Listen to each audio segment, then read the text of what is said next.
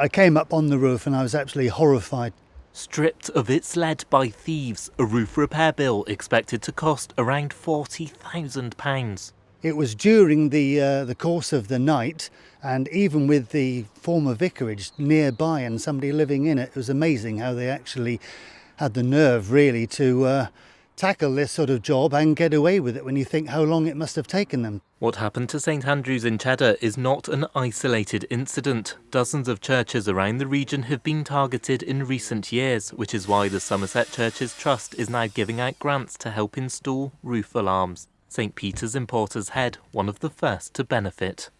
3 years ago, £5,000 worth of lead was stripped from this church roof here in Porter's Head. Police say these are professional gangs preying on churches because historically they're known to have low security.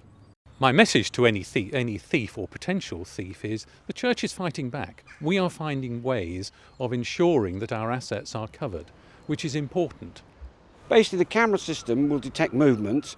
That movement is then picked up by a monitoring centre, which will then see an image on a screen.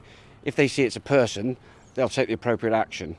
If they see it's a bird or an animal, i.e. a false alarm, there's no need to set the sounder off. If police are called, this happens.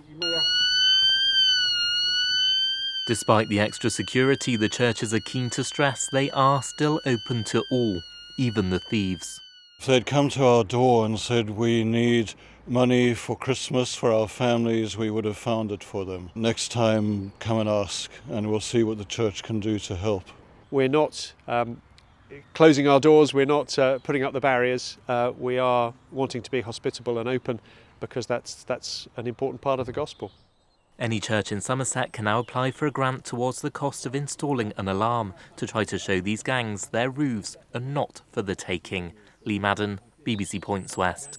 Oh yes, so it'll be the same. First radio, yes.